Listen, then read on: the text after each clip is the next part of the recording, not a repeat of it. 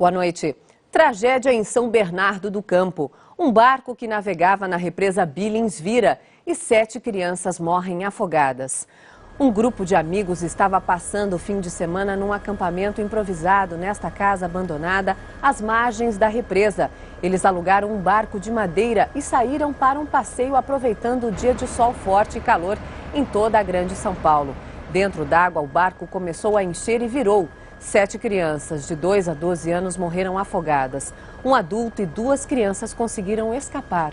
A polícia foi ao local e descobriu que o grupo era formado por moradores de um bairro no limite dos municípios de Diadema e São Paulo. O adulto que conseguiu sair do barco estava na casa abandonada desde ontem com as crianças. A polícia quer saber agora se ele tinha consentimento dos pais e em que circunstâncias o barco virou. O ator Gianfrancesco Guarnieri morreu por volta das 4h30 da tarde de hoje aqui em São Paulo. Ele estava internado há 50 dias com insuficiência renal crônica.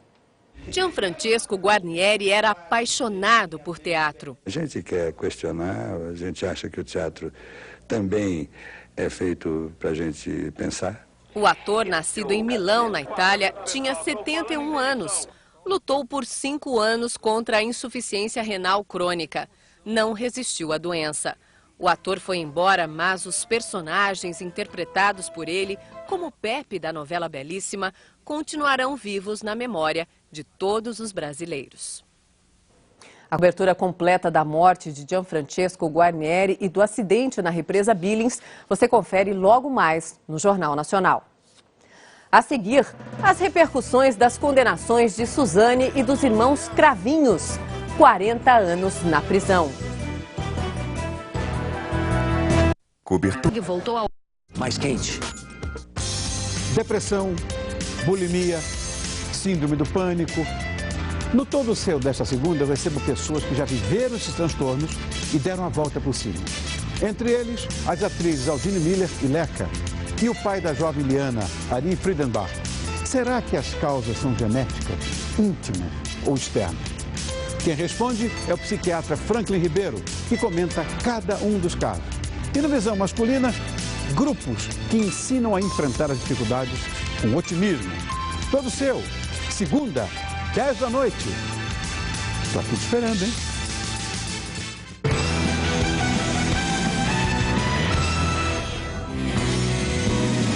Um estudante brasileiro de 25 anos que estava de férias na Indonésia desapareceu depois que o tsunami atingiu a ilha de Java na última segunda-feira. O Ministério Brasileiro das Relações Exteriores informa que até agora não existem brasileiros entre os mortos. Mais de 654 pessoas morreram com a passagem da onda gigante, provocada por um tremor de terra submarino. O tsunami deixou quase 1.000 feridos. 329 pessoas continuam desaparecidas. 100.000 indonésios foram afetados pela onda gigante na ilha de Java. Terremoto de 5,1 graus na escala Richter deixa 18 mortos e mais de 100 feridos na China.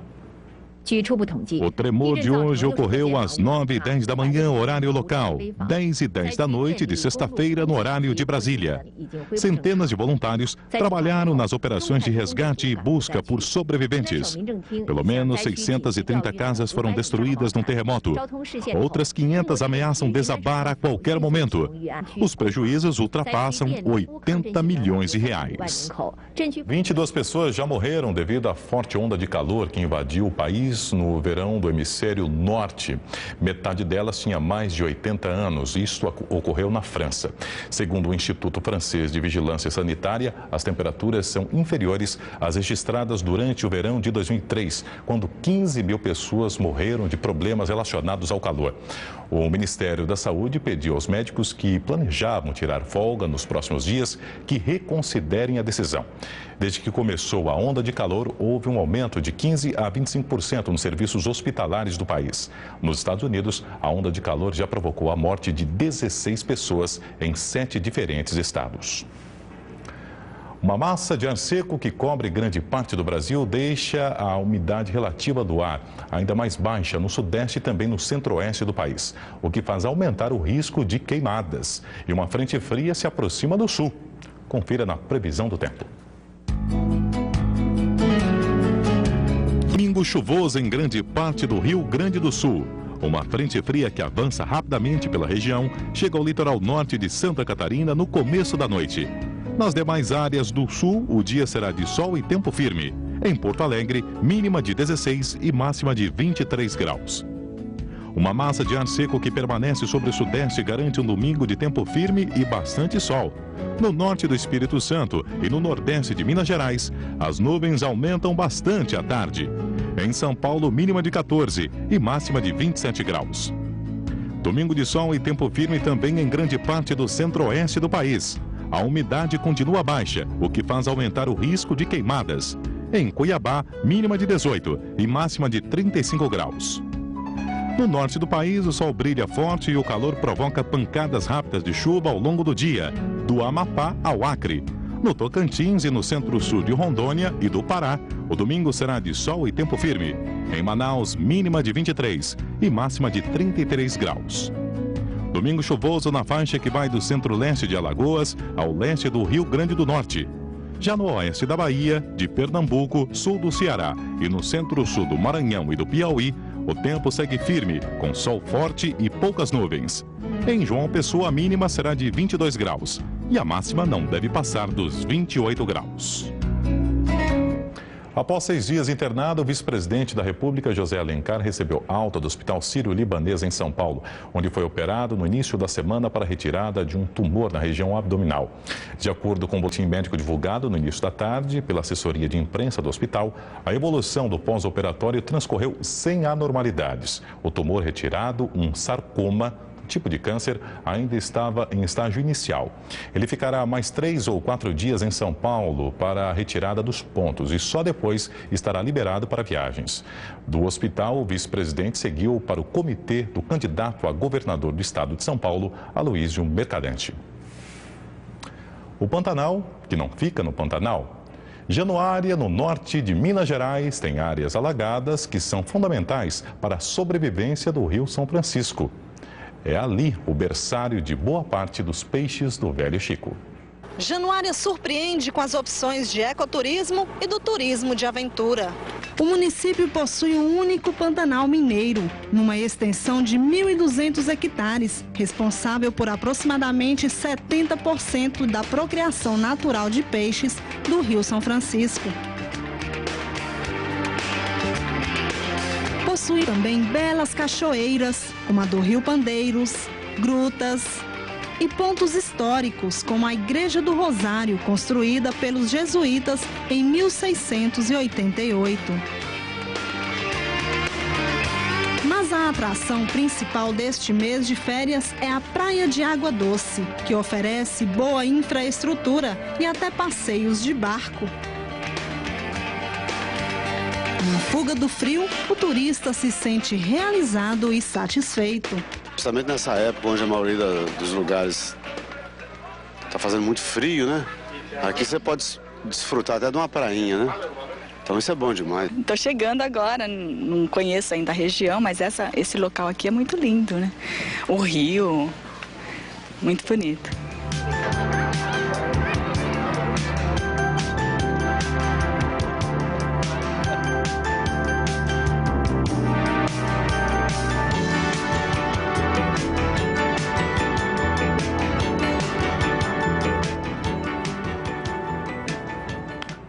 Quatro jogos marcam o início da 13ª rodada do Campeonato Brasileiro Série A. Acompanhe os resultados desse sábado. Em Santa Catarina, o Figueirense venceu o Grêmio por 2-0. Em Curitiba, o Paraná bateu o Cruzeiro de Minas Gerais por 1-0. Corinthians e Fortaleza se enfrentam agora no Morumbi.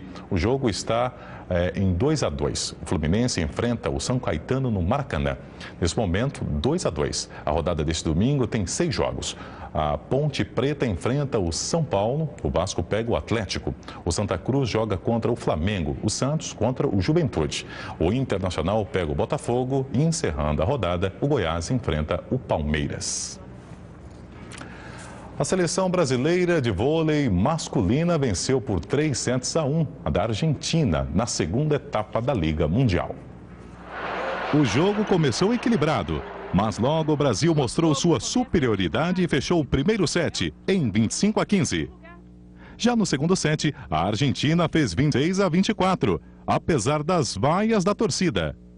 No terceiro período de jogo, o mineiro Anderson entra no lugar de André Nascimento, trazendo mais unidade ao time, que venceu o set por 25-22. O quarto e último set foi marcado pela boa atuação de Anderson. A seleção fechou a partida por 25-23. Apesar da vitória, nem os jogadores, nem o técnico Bernardinho ficaram satisfeitos com a atuação da equipe. Erramos bastante saque, erramos defesa, coisa fácil que a gente podia fazer. Então erramos bastante, assim, sabe? Eu acho que o entrosamento também no contra-ataque está faltando. Mas acho que é devagar, a gente precisa melhorar nisso daí, nesse ponto. Acho que a cada jogo também a gente vai crescendo, vai evoluindo. O Brasil cometeu muitos erros em todos os aspectos, mas principalmente na questão mental.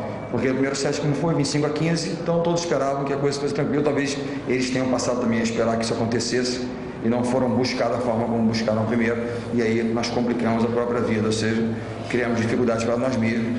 Soubemos sair delas, talvez com uma equipe mais experiente não tenhamos essa possibilidade. Então acho que é uma lição importante, mais uma que a gente tem que levar. O ator Gianfrancesco Guarnieri, de 71 anos, morreu na tarde de hoje em São Paulo. Ele estava internado desde o dia 2 de julho no Hospital Sírio-Libanês. O último trabalho de Gianfrancesco Guarnieri na TV foi na novela Belíssima, de Silvio de Abreu. Gianfrancesco Sigfrido Benedetto Martinenghi de Guarnieri nasceu em Milão, em 8 de agosto de 1934. Veio para o Brasil aos 3 anos de idade com a família, que fugia do regime fascista. Passou a infância no bairro de Cosme Velho, no Rio, onde morou até 1953. Desde então foi morar em São Paulo, onde passou o restante da vida.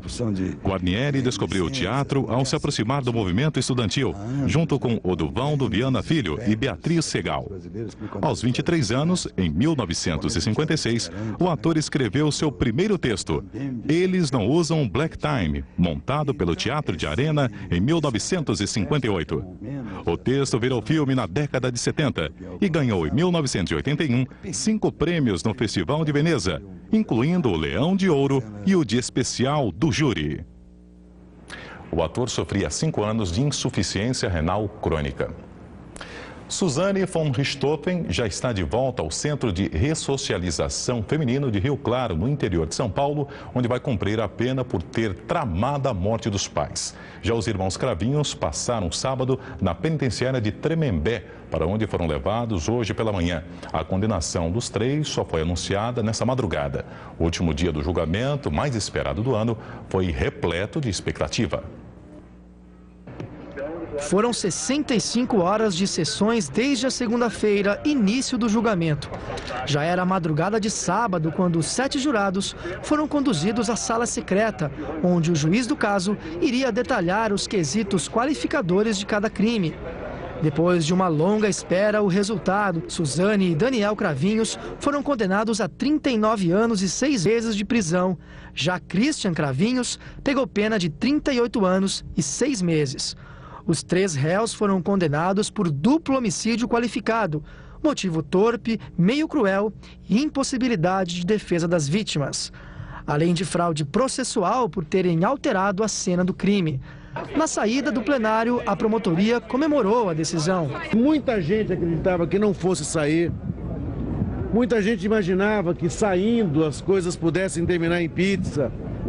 Como tem sido uma dura tradição aqui no Brasil, parece que nós estamos conseguindo dar uma resposta de que a sociedade não suporta mais esse tipo de resultado, que sabe agir, que sabe atuar, que sabe responder, que os juízes são cidadãos, que é uma justiça cidadã que se faz, que é uma história a ser construída, e é isso que a gente está fazendo no dia a dia aqui no Fórum. A resposta dada pelos jurados foi uma resposta clara, convincente, no sentido de que a sociedade não aceita e não tolera esse tipo de criminalidade. A questão não era a coação, é a influência, e se sob essa influência ela teria praticado o crime. Se o jurado reconhece que houve essa influência, é preciso saber se essa influência foi suficiente para que ela praticasse a conduta sob o domínio dessa coação. E aí os jurados votaram que não, evidentemente que não.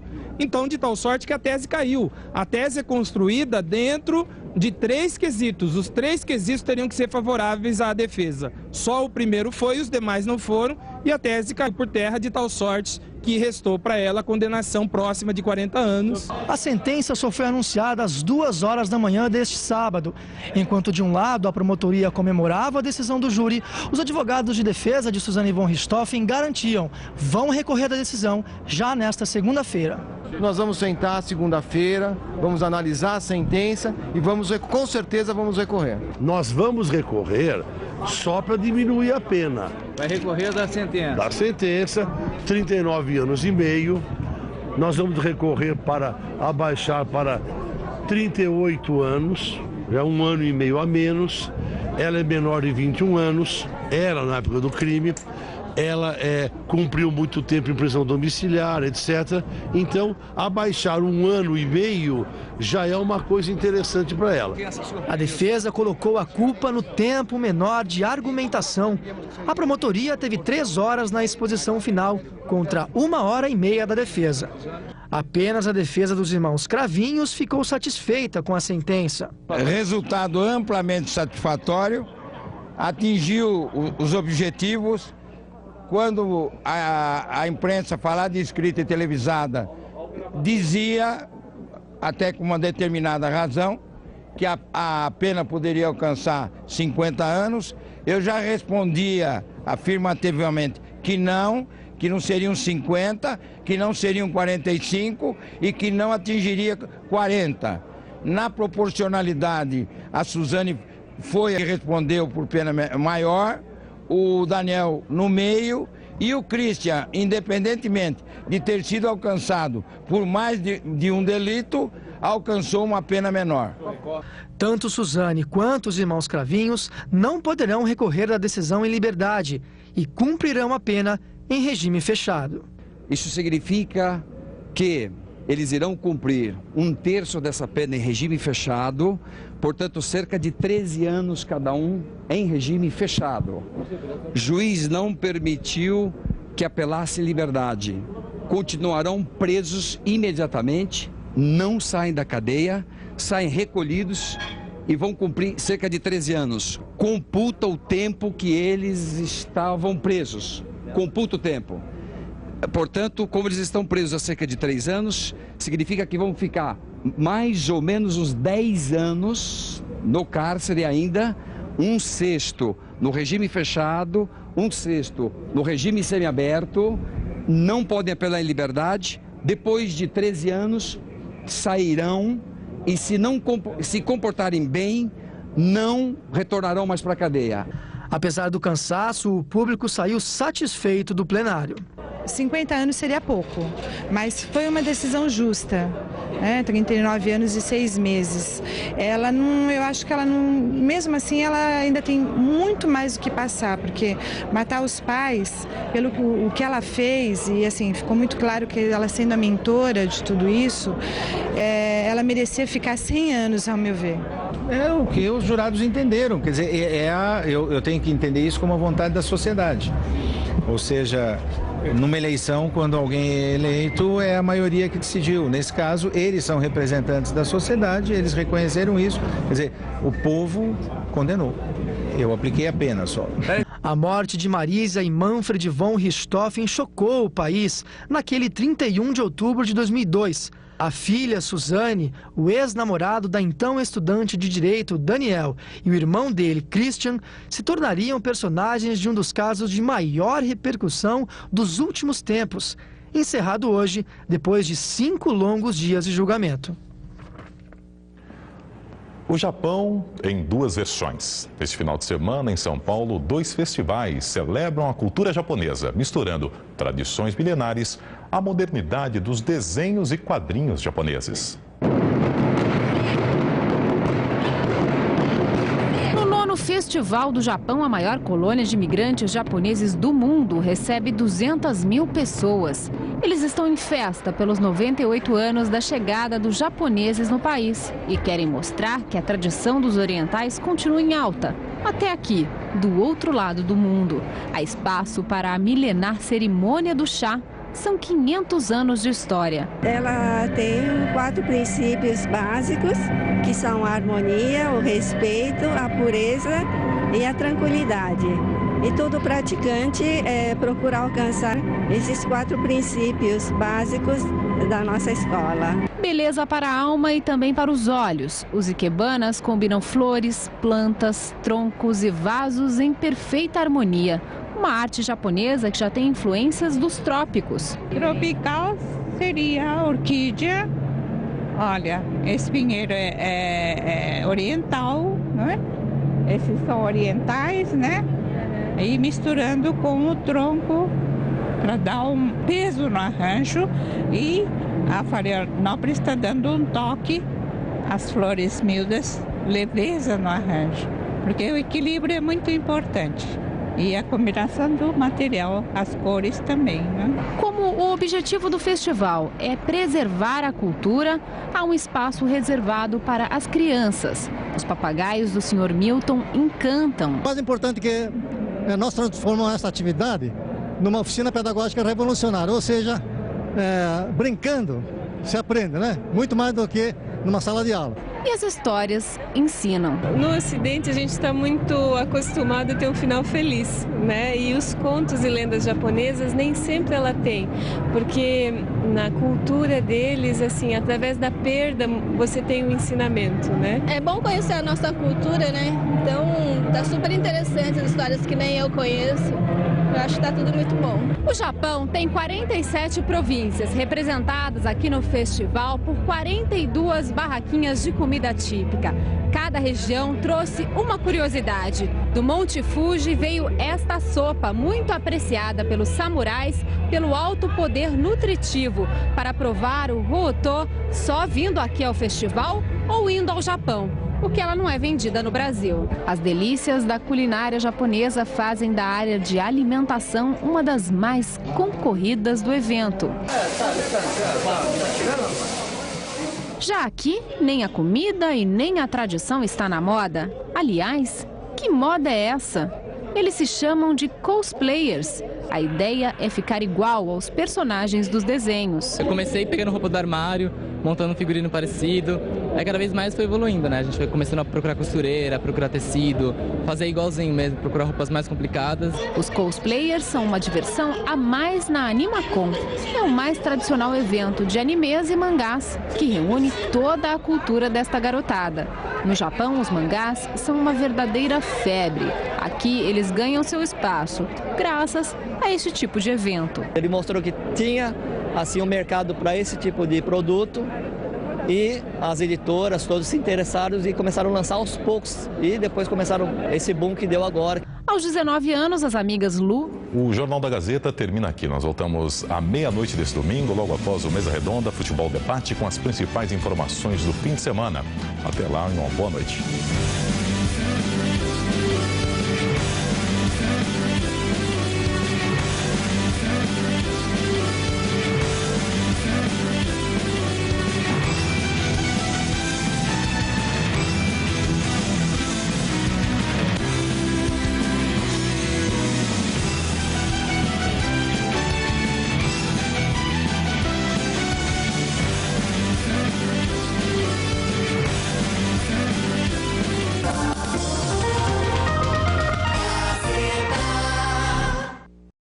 De Peru Sadia Vita Light.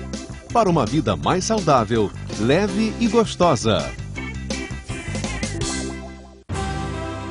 Uniclass. Unibanco. Nem parece banco. Presente quando você precisa. Invisível quando você quer. Unibanco oferece Jornal Nacional. 39 anos e 6 meses. É a pena para Suzane von Richthofen e Daniel Cravinhos pelo assassinato dos pais dela. 38 anos e 6 meses. É a pena de Christian Cravinhos pela participação na morte de Marisa e Manfred von Richthofen. Os 3 condenados pelo Tribunal do Júri são levados para presídios no interior de São Paulo. Morre Gianfrancesco Guarnieri, um dos maiores atores da história do Brasil. Sábado, sem trégua no Oriente Médio. Israel entra com tanques no Líbano. E o Hezbollah lança uma chuva de foguetes sobre o território israelense. Vitória, o Brasil vence a Argentina na Liga Mundial de Vôlei. Os gols da rodada são os jogos de sábado do Campeonato Brasileiro. Agora, no Jornal Nacional. Boa noite. Morreu hoje em São Paulo um dos maiores nomes do teatro, do cinema e da televisão no Brasil. Gianfrancesco Guarnieri tinha 71 anos. Nascido em Milão, na Itália, fez carreira aqui no Brasil. De São Paulo, a repórter Maria Cristina Poli tem as informações. Guarnieri faleceu por volta das 4h30 da tarde. Ele estava sedado há 2 dias aqui no Hospital Sírio-Libanês, onde esta semana também faleceu o ator Raul Cortez. Segundo o boletim médico, Gianfrancesco Guarnieri morreu em função de complicações geradas por insuficiência renal crônica. O ator ficou conhecido por vários papéis marcantes no teatro, televisão e no cinema. Entre eles, o filme Eles Não Usam Black Tie. Guarnieri deixa 5 filhos e 7 netos. Renata. Daqui a pouco, nesta edição do Jornal Nacional, mais informações sobre a morte de Gianfrancesco Guarnieri.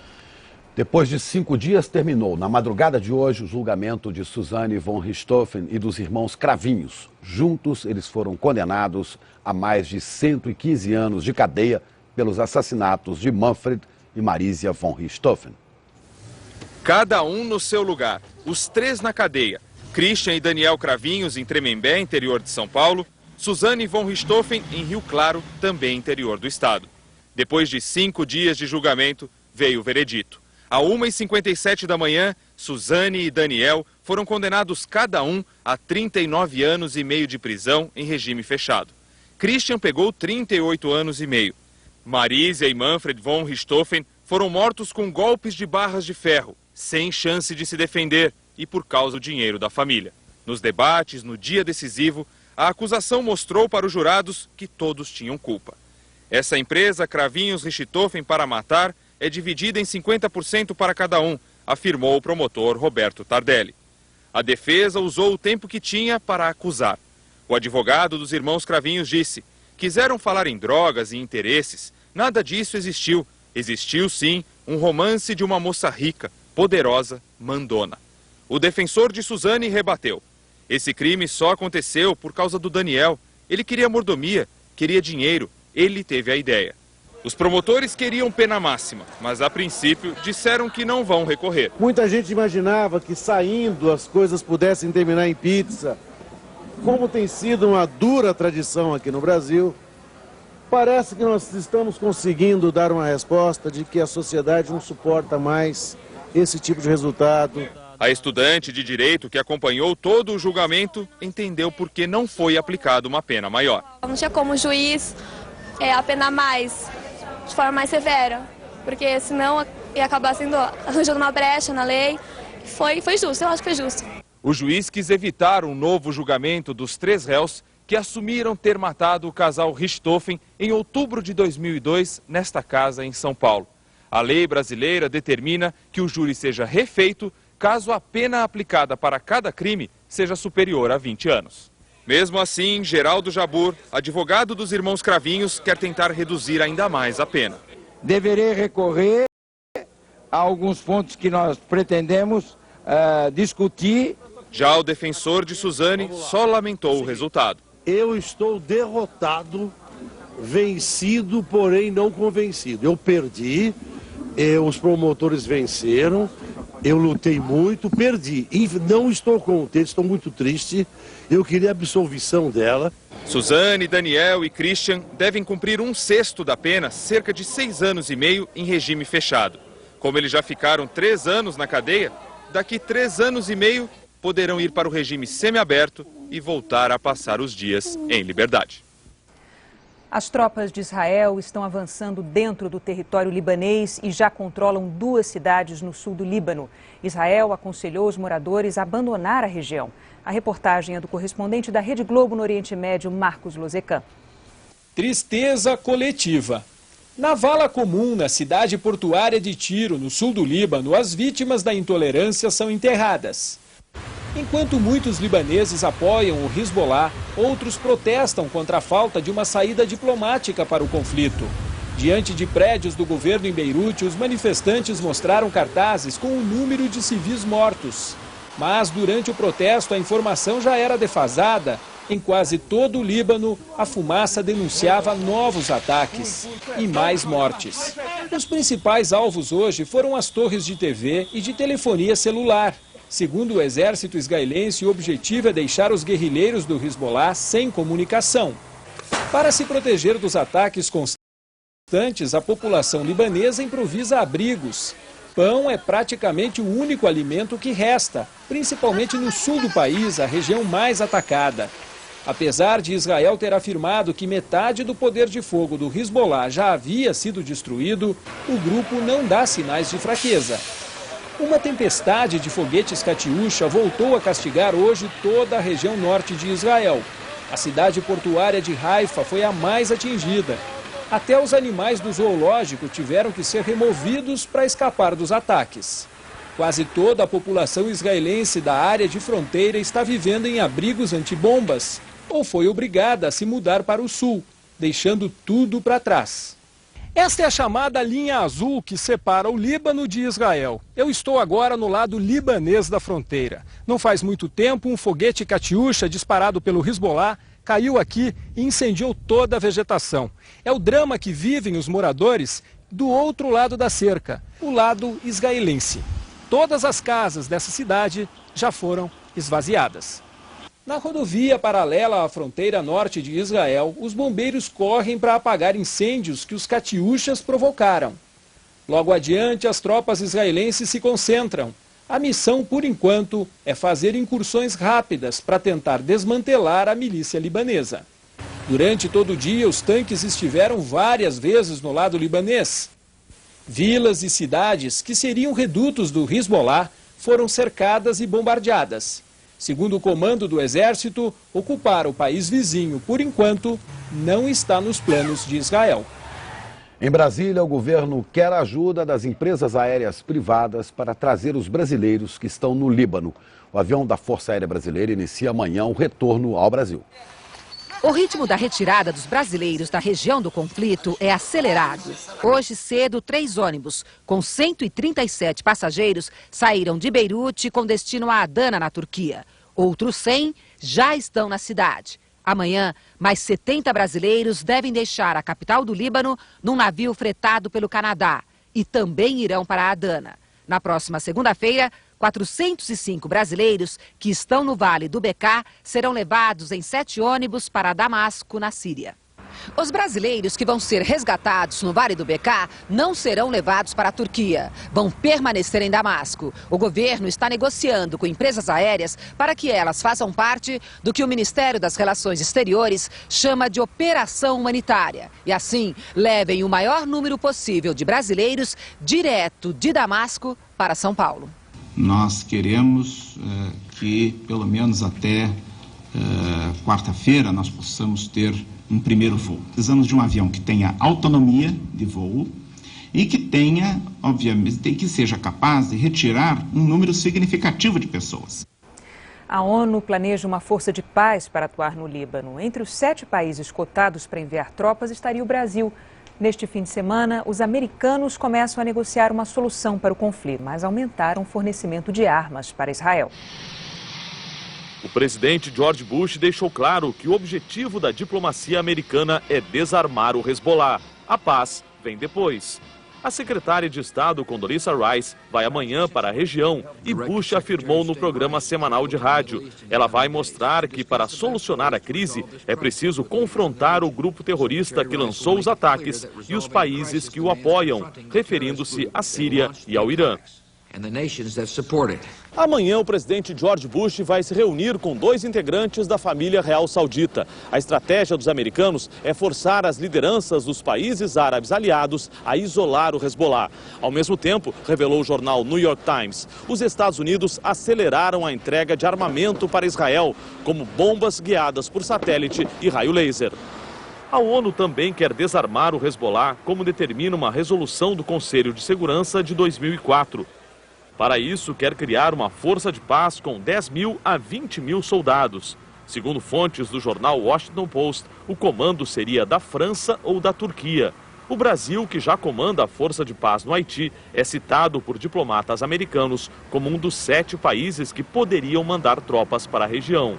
Os Estados Unidos avisaram que estão sobrecarregados com o Iraque e o Afeganistão e não têm soldados disponíveis para mais uma frente de batalha. O Itamaraty informou que o governo brasileiro não recebeu nenhuma consulta da ONU sobre a criação de uma força de paz para atuar no conflito no sul do Líbano. E você verá amanhã no Fantástico a história de 3 crianças brasileiras que perderam a vida nos bombardeios ao Líbano. E mais. O depoimento bomba de um empresário envolve mais de 100 parlamentares num dos maiores escândalos de pagamento de propinas no Congresso. O prato mais popular do Brasil vira tema de estudo na universidade. Quais são os ingredientes mais calóricos da feijoada? E como tornar o prato mais saudável? Trocando em miúdos, uma discussão entre os casais. É possível perdoar uma traição? A lista das piores gafes. No nosso Guia de Etiqueta Urbana, você vai conhecer as frases que jamais deve dizer para não passar por um vexame. Profissão repórter. Uma jovem jornalista mostra como é a luta por um lugar no mundo das grandes modelos. Leitura labial. Nossos jovens especialistas revelam o que se diz dentro de um campo de futebol. É fantástico. Amanhã, às 8h30 da noite. Logo depois do Faustão, é claro que a gente se vê, não é? Até lá.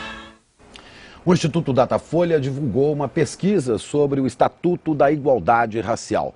A pesquisa foi encomendada pela TV Globo e pelo jornal Folha de São Paulo.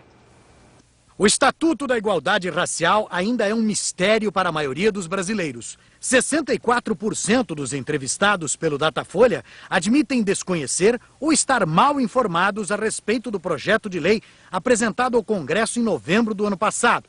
Apenas 9% conhecem bem a proposta do senador gaúcho Paulo Paim. O projeto de lei pretende combater a discriminação dos brasileiros de origem africana e criar cotas para negros em universidades e repartições públicas. O desconhecimento do tema só não é maior do que a confusão de opiniões sobre um assunto que poucos dominam. Por exemplo, um número grande de pessoas se disse a favor de cotas para negros nas universidades brasileiras. Mas, ao mesmo tempo e contraditoriamente, um número ainda maior de entrevistados afirmou que as vagas devem ser ocupadas pelos melhores alunos, independentemente de cor, raça ou origem social. 65% das respostas são favoráveis à criação de cotas para estudantes negros nas universidades. Já 87% disseram concordar com a seguinte frase: deveriam ser criadas cotas nas universidades para pessoas pobres e de baixa renda, independentemente da raça. Mas 78% dizem justamente o contrário e concordam com esta outra afirmação. As vagas nas universidades devem ser ocupadas pelos melhores alunos, independente da cor, raça ou condição social. E mais um dado: 55% dos entrevistados disseram concordar com esta outra afirmação. Reservar cotas para negros em universidades pode gerar atos de racismo. As opiniões dividem os entrevistados que se declararam negros. 70% dos que têm renda até 2 salários mínimos são a favor de reservar vagas para negros nas universidades. E 18% são contra. Este grupo representa mais da metade dos negros entrevistados. O apoio às cotas é bem menor entre aqueles que ganham mais de 10 salários, 42%.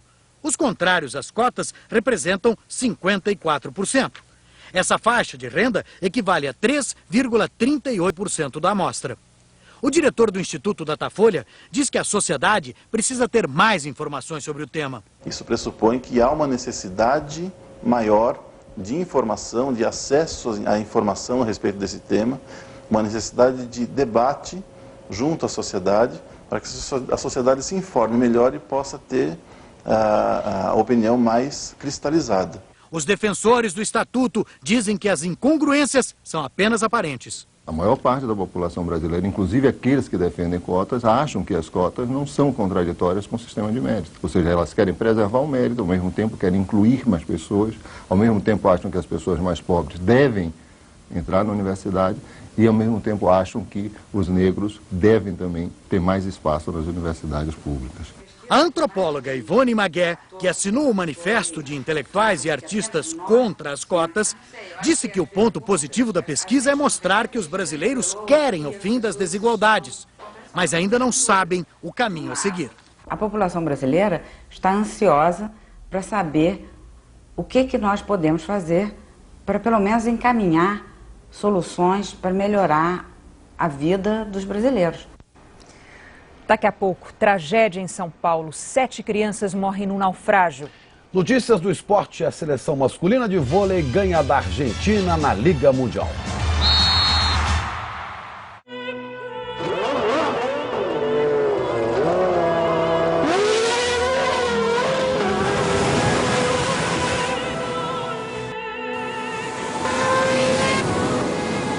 Onde encontrar a proteção e a resposta que fazem toda a diferença na hora de dirigir?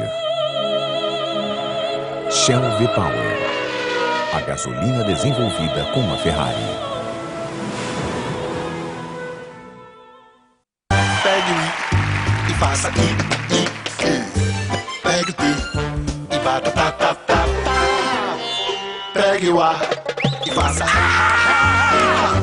A gente quer cantar. Pegue o C e diga Credicar Itaú.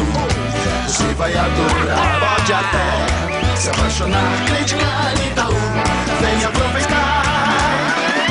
Credicar Itaú, o melhor da vida feito pra você.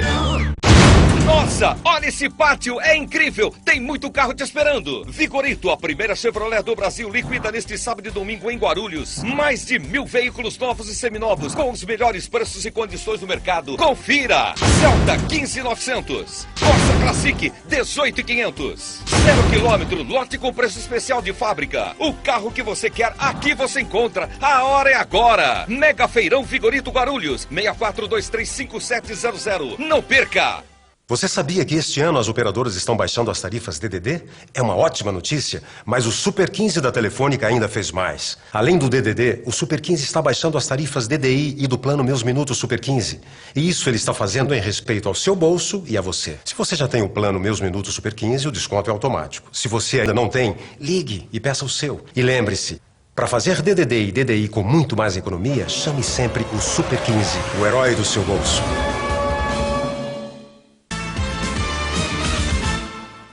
Sete crianças morreram hoje quando o barco em que estavam afundou no meio de uma represa na Grande São Paulo.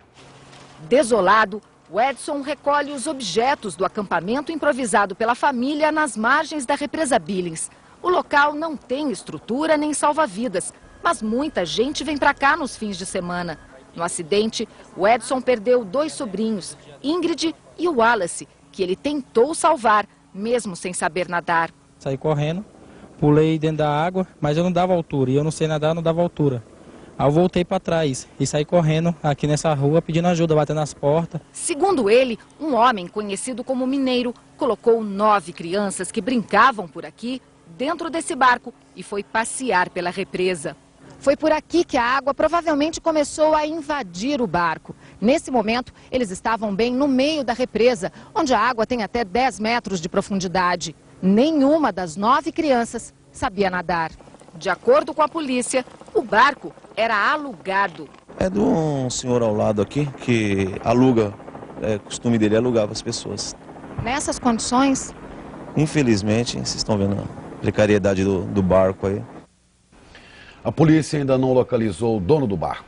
As 2 crianças que sobreviveram ao acidente foram encaminhadas ao pronto-socorro de Diadema. Em Minas Gerais, 12 pessoas morreram e 41 ficaram feridas no choque entre um ônibus e uma carreta na BR-381, perto de Santana do Paraíso. Segundo a Polícia Rodoviária Federal, o motorista da carreta que transportava balas e chocolates teria perdido a direção. O veículo ficou atravessado no meio da pista. O ônibus não conseguiu parar e atingiu a carreta. Os 2 motoristas e 10 passageiros do ônibus morreram. Os feridos foram levados para 4 hospitais do Vale do Aço. O sábado foi dia de esporte e diversão para os meninos do Criança Esperança. A programação reuniu a criançada das 4 cidades brasileiras onde o programa tem sede. De um lado, a favela. Lá embaixo, os prédios de Ipanema e Lagoa, os bairros mais caros do Rio. Entre os dois, capoeira, teatro, esportes, dança, brincadeiras infantis, para marcar um dia especial. Aqui, nesta ponte simbólica entre o morro e o asfalto, começou o Criança Esperança 2006. Houve festa nas quadras, nas piscinas e no palco. Com a presença de campeões. Eram mais de 400 crianças e jovens, matriculados nos espaços Criança Esperança de São Paulo, Rio, Belo Horizonte, Olinda. Ali desenvolvem habilidades. Eu ficava fazendo ginástica em casa, só que eu não sabia que eu estava fazendo. E chegaram duas amigas minhas me convidando para fazer ginástica no espaço.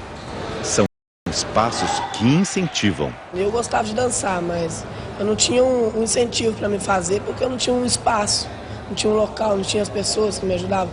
O Criança Esperança me levou a conhecer lugares que eu não conhecia, como o Rio de Janeiro. Espaços que transformam. Não ia muita gente, a gente usar droga lá no clube, entendeu? Hoje não, hoje já tem normas, entendeu? Eu acho mais legal assim. Espaços que alimentam sonhos. Viajar o mundo, ter um bom salário. Na visão da mãe, um futuro melhor. Possível. Tudo que eu não tive, que eu não pude ter, eu quero que minha filha tenha. Domingo ensolarado em quase todo o Brasil. A forte massa de ar seco continua parada sobre o centro do país e impede a formação de nuvens. Estado de alerta no sudeste e no centro-oeste por causa da baixa umidade do ar. Pancadas de chuva da Bahia ao Ceará e do Pará até Rondônia. Chove rápido também no extremo sul por causa da aproximação de uma frente fria. Mínima de 11 graus em Brasília e máxima de 35 em Teresina. A seleção brasileira de vôlei derrotou a Argentina em Belo Horizonte pela Liga Mundial. 3-1. Foi a terceira vitória em 3 jogos na competição. Todos contra os argentinos. O freguês reclama, mas nem sempre tem razão. E para a freguesa argentina, que nunca derrotou o Brasil em 15 jogos pela Liga Mundial, só resta fazer cara feia. Em um primeiro set tranquilo, a seleção brasileira venceu por 25-15. Mas os argentinos equilibraram o jogo, 26-24 no segundo set. Um susto que passaria rápido. Em Belo Horizonte, o Brasil acabou vencendo a Argentina. De novo, rotina para a seleção, mas para um jogador, uma novidade e tanto. Pela primeira vez, Samuel, 22 anos, atuou do início ao fim como titular da seleção, sendo decisivo no terceiro e quarto sets, parciais de 25-22, 25-23. Com 19 pontos, foi ao lado de Dante o maior pontuador do jogo. Foi uma estresse, sim, digamos, perante a minha torcida, né? Então, quero agradecer o apoio de todo mundo e a galera que torceu pela gente. Ele poderia ter acabado a partida nos braços da torcida, mas com 2 metros de altura e 89 quilos, não se incomodou com a inversão de papéis. Brasil e Argentina voltam a se enfrentar amanhã às 10 da manhã, com transmissão ao vivo no Esporte Espetacular, que começa às 9h30, horário de Brasília. E começou hoje em Brasília a maior competição universitária do país. São quase 3.000 atletas disputando 8 modalidades e colhendo os resultados da união entre esporte e educação. Corredora aos 43 anos. Cada estado pode inscrever 3 atletas com mais de 28 anos. Magnólia Figueiredo, que já participou de provas internacionais, faz pós-graduação e aceitou o desafio. Mostrar para os jovens que a idade não é problema para quando se quer continuar. Magnólia vai estar entre os 2.700 atletas de todo o país que disputam as Olimpíadas Universitárias. Mas a maioria já enfrentou uma prova de resistência. A primeira parte da viagem do time de futsal do Amapá foi tranquila. Da capital Macapá até Belém, 50 minutinhos de avião. A segunda parte é que foi desafio para atleta. Mais de 2.000 quilômetros de estrada. 36 horas dentro do ônibus. A equipe é formada por jovens pobres que trocaram o talento com a bola pela bolsa de estudos da faculdade. Ronilson, que nunca imaginou ter um diploma, faz computação. O colega dele está no último ano e já arrumou um emprego. A universidade ela abre um pouco mais outras portas para a gente correr atrás de algo melhor para nós. A seguir, nas ruas do país, os candidatos em campanha pela presidência da República. Um ano depois do assassinato no metrô de Londres, as homenagens ao mineiro confundido com um terrorista.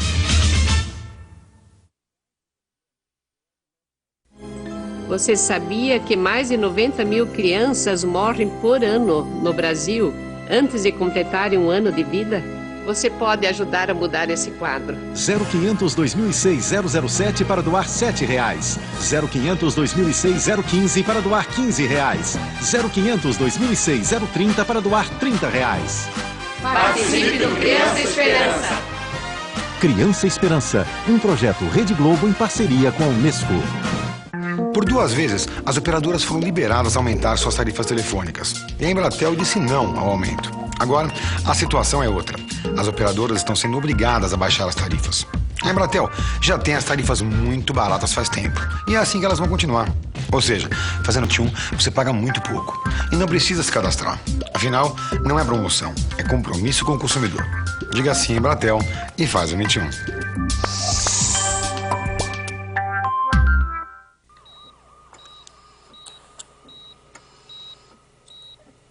A pressão tá caindo, doutor. Doutor, aumentamos a medicação? Mas se aumentarmos a dose, ele pode não resistir. E agora, doutor? Já sei. Caro coroa, você não toma decisões importantes de qualquer jeito. Por que fazer isso justo na hora de escolher seus candidatos? Voto é coisa séria. Para você e para o Brasil. Pensa. Uma parceria Rede Globo, Transparência Brasil. Neste domingo, mais um jogão de bola do Campeonato Brasileiro. Ponte Preta e São Paulo. O São Paulo em grande fase, tenta manter a liderança do campeonato em Campinas. Ponte Preta e São Paulo, ao vivo, neste domingo, 4 da tarde. A torcida de todo o Brasil grita e agita, aqui na tela da Globo.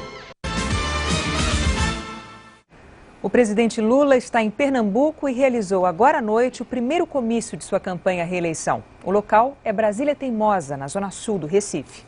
O presidente Luiz Inácio Lula da Silva, candidato à reeleição, chegou ao aeroporto do Recife pouco antes das 5 horas da tarde.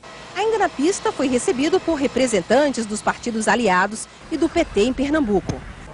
O lugar escolhido para o primeiro comício da campanha é a comunidade de Brasília Teimosa. É o mesmo local onde ele esteve quando visitou Pernambuco pela primeira vez como presidente da República. Dia 10 de janeiro de 2003, eu vim a Brasília Teimosa. Eu queria que meus ministros sentissem na pele como é que vive a grande maioria do povo brasileiro. Aqui no estado, o candidato do PT subiu no palanque com 2 candidatos de partidos diferentes ao governo do estado. A senadora Heloísa Helena, do PSOL, fez campanha no Rio Grande do Norte e se sentiu mal antes de uma carreata. A carreata, que deveria sair no início da manhã, acabou atrasando 2 horas por causa de uma indisposição da candidata, que chegou a ir a um hospital. O procedimento foi levar ela para tomar um soro, para desidratar, para poder fazer nossa carreata. Já recuperada, enfrentou o sol do fim da manhã, percorrendo os principais bairros da cidade.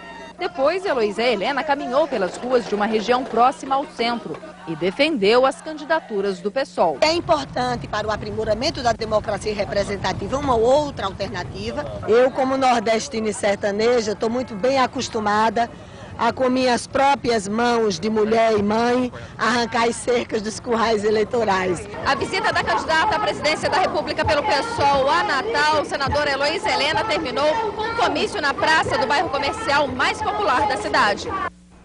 O candidato à presidência da República pelo PSL, Luciano Bivar, começou a campanha no Paraná, percorrendo uma das ruas mais tradicionais de Curitiba. A Rua 15 de Novembro, uma das mais movimentadas de Curitiba, foi o lugar escolhido pelo candidato Luciano Bivar para iniciar a campanha no Paraná. Ele caminhou pelo calçadão, cumprimentou artistas de rua e falou sobre segurança pública. O candidato do PSL defendeu medidas para agilizar os processos judiciais e quer também uma reformulação no sistema prisional do país. O candidato Luciano Bivar acredita que a privatização dos presídios brasileiros pode ajudar no combate aos grupos que comandam o crime organizado de dentro das penitenciárias. O que é que você vai acontecer? Você vai evitar a superpopulação, que é o que tem hoje, os grandes problemas de motins, de assassinatos, e você vai ter efetivamente um custo bem menor privatizando os presídios do que hoje como é que está. O candidato do PSDB, Geraldo Alckmin, fez campanha em Santa Catarina. A primeira cidade visitada tem forte presença do agronegócio. Pela manhã, o candidato fez campanha em Chapecó, no oeste de Santa Catarina. Conheceu a criação de porcos e de gado leiteiro numa pequena propriedade rural e ordenhou uma vaca. Geraldo Alckmin prometeu investir em medidas sanitárias para a agricultura e a pecuária. Fiscalização, pesquisa, trabalho, acompanhamento. Se o Brasil quer ser, e como deve ser, um grande produtor agrícola exportador mundial para gerar emprego, renda, ajudar a acabar com a fome no mundo, precisa trabalhar direito. Depois, o candidato fez comício no centro da cidade. À tarde, a campanha continuou em Criciúma, no sul de Santa Catarina, onde Geraldo Alckmin foi recebido por aliados políticos. Alckmin visitou uma escola técnica e ouviu as reivindicações de empresários. Ele encerrou a visita ao estado com o segundo comício do dia. O senador Cristóvão Buarque, candidato à presidência pelo PDT, fez campanha numa região de produtores agrícolas, no Rio Grande do Sul. O senador Cristóvão Buarque, do PDT, visitou o Norte Gaúcho. A agenda começou em Ernestina, região produtora de trigo e soja. Em Ibirubá, ganhou de presente uma cuia de chimarrão de um eleitor. O candidato percorreu 8 cidades do interior do Rio Grande do Sul e disse que, se eleito, vai criar um seguro para indenizar os agricultores que tiverem perdas no campo. O seguro seria financiado com recursos do governo federal e de uma contribuição dos próprios agricultores. Nós precisamos acabar com o risco que a agricultura sofre de catástrofes repetidas através de um seguro permanente, só que com a participação do Estado e uma participação do setor privado, como você faz do seu carro. Em 15 de novembro, Cristóvão Buarque participou do lançamento de candidaturas do PDT. Depois viajou para a cidade de Cruz Alta, onde participou de uma carreata. O candidato do PSDC, José Maria Imael, fez uma caminhada no calçadão de Itajaí, em Santa Catarina. Depois se reuniu com lideranças do partido no estado. Emoção e revolta na vigília que lembrou em Londres o primeiro ano da morte do brasileiro Jean Charles de Menezes. A reportagem é da correspondente Ilse Scamparini, direto da Inglaterra. Um ano que para os mais próximos demorou a passar. Hoje de manhã, os primos de Jean Charles, que vivem na Inglaterra, prestaram homenagens na estação de Stockwell.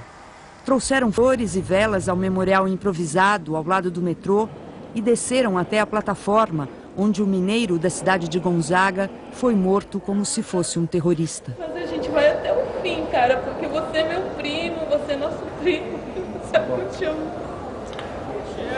Sabemos que você está no lugar nesse momento. Jean Charles de Menezes chegou a esta estação de metrô, no sul de Londres, às 10 da manhã do dia 22 de julho do ano passado. Às 10 horas e 6 minutos, dentro do trem, o brasileiro levou 7 tiros na cabeça, disparados por 2 policiais. Só no dia seguinte, a Scotland Yard, a Polícia Metropolitana de Londres, anunciou que tinha matado um inocente. Nenhum representante da polícia participou da cerimônia. Comovidos, os parentes rezaram de mãos dadas. O nosso de cada dia nos dai hoje, perdoai as nossas ofensas. Na rua, muitos pararam diante do pequeno oratório dedicado a Jean Charles, que morreu por equívoco aos 27 anos. Alguém cometeu um erro grave e estão se recusando a apontar essa pessoa. Eles preferem apontar o grupo inteiro e dizer que não foi um crime, foi simplesmente um erro da força policial. Daqui a pouco, os gols da rodada deste sábado. E a morte de um gigante do teatro, do cinema e da televisão. Ô, garçom! Sim, voltou seco. Amigo, traz uma escola aí. Comandante, ô xerife, volta aqui, rapaz. Ô, Bigode, se o cara que inventou a escola tivesse inventado o garçom, não seria assim. Que isso, Bigode? Vamos me deixar na mão. Ele seria assim. Garçom. Redonda. Chefia. Redonda. Garçom. Redonda. Garçom. Redonda. E já pro boteco. Com escola, tudo fica redondo. Se beber, não dirija. Bigode. Redonda. Que isso, Bigode? Assustou a menina. Why is everybody always picking on me? My baby, she wanna leave me.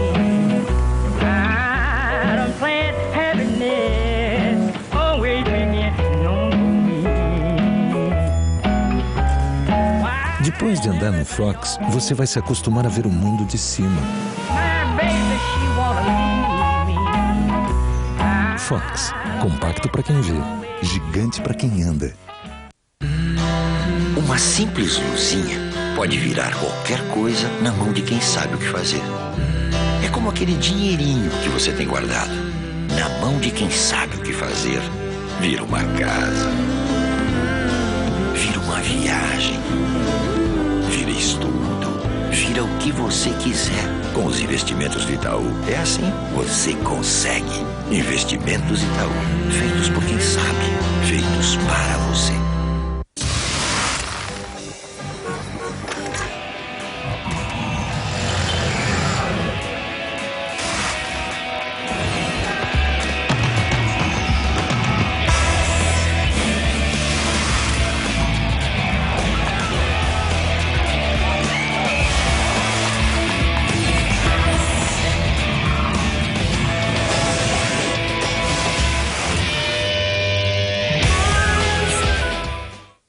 Eu tô aqui pra falar da nova promoção da Vivo. Em qualquer ligação recebida no seu Vivo... Alô? Só um segundinho. Não, um segundinho só. Então, como eu tava dizendo, em qualquer ligação recebida no seu Vivo Pré, você acumula minutos que valem bônus pra falar. Divulgue o seu número. Quanto mais ligações, mais bônus você pode ganhar. Recados na caixa postal também contam na promoção. Você não vai deixar passar nenhuma ligação, né? Nem aquela, bem no meio do comercial. Alô? Juvenal? Não, não é o Juvenal, não. É o Edgar. Mas pode falar aí. Abre o seu coração. Futebol 2006, oferecimento Antártica. Boa só se for Antártica. Fox, nenhum outro compacto é tão alto assim. Investimentos Itaú, feitos por quem sabe, feitos para você. Coca-Cola, viva o que é bom já. E Vivo, quanto mais ligações receber, mais você pode falar. O Corinthians completou hoje 7 jogos consecutivos sem vencer no Campeonato Brasileiro. Pela Série B, o Náutico perdeu, mas continua em primeiro na classificação. Em Marília, o time da casa goleou o Náutico, líder da Série B, 4-0. Destaque para o 4º gol de Fernando, chutando de fora da área. No Recife, o Sport ganhou do São Raimundo com este gol de Durval, de cabeça, 1-0. Em Curitiba, Alberto tocou de calcanhar e Jackson fez Curitiba 1-0. O goleiro Arthur defendeu, mas Vandinho aproveitou o rebote para empatar. Luiz Paulo chutou cruzado e fez. Curitiba 2, Vila Nova 1. Pela Série A, o Figueirense derrotou o Grêmio em Florianópolis. Flávio cruzou e Cícero marcou de cabeça.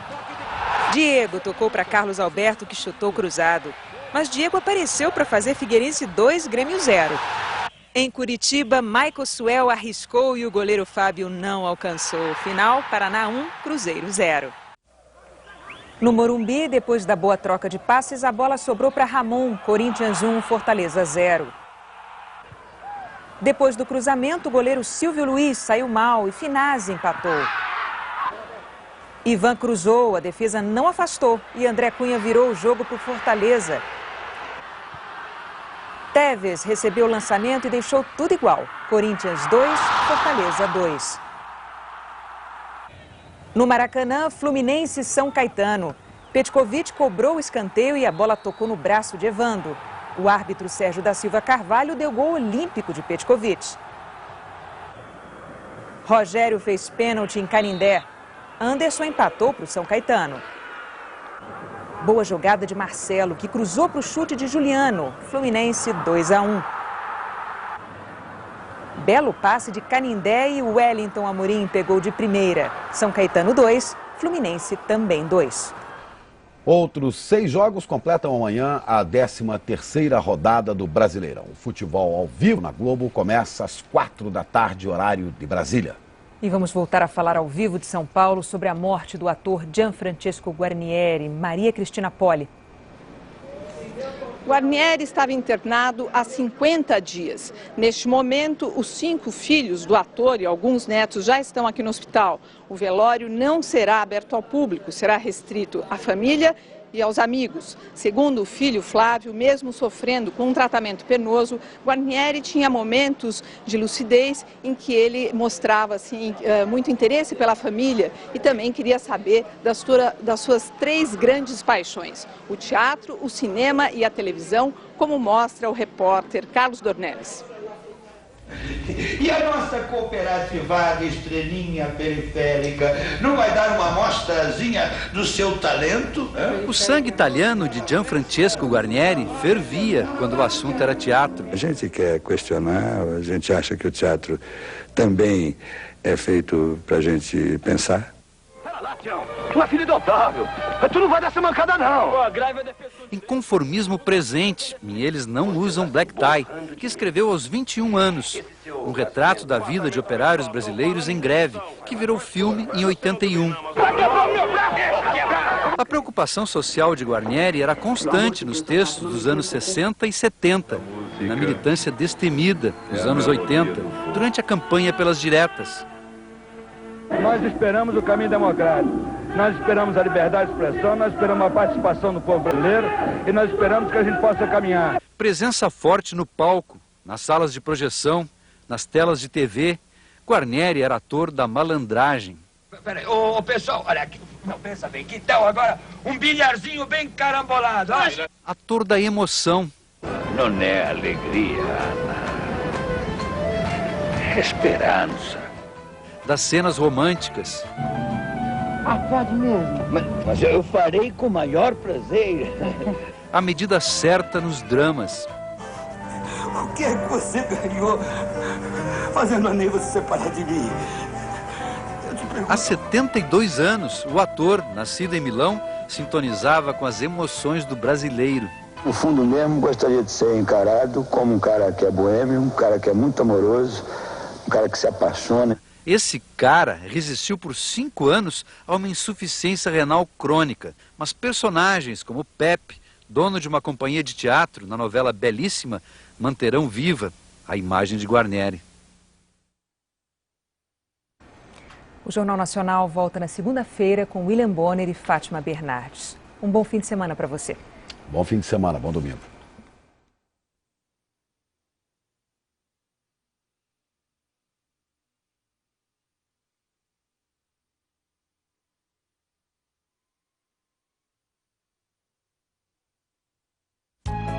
Páginas da Vida. Oferecimento Cartão Empresarial Santander Banespa. Em Mariporã, na Grande São Paulo, o ator e dramaturgo Gianfrancesco Guarnieri. Ele tinha 71 anos e estava internado no Hospital Sírio-Libanês havia mais de 50 dias por causa de uma insuficiência renal crônica. No velório, apenas parentes e amigos próximos. Emocionado, o filho Flávio, que seguiu a carreira do pai, falou sobre a mensagem deixada por ele. Para nós, filhos, ele deixou uma grande lição, que é a humildade, que é o grande amor, que é lutar sempre pelo próximo. O ator Sérgio Mamberti não conseguiu controlar a emoção ao falar da perda do amigo. Guarnieri foi um homem que foi muito importante na minha formação. Um momento muito difícil da gente se expressar. Quem também foi ao velório para dar o último adeus ao ator foi a atriz Eva Vilma.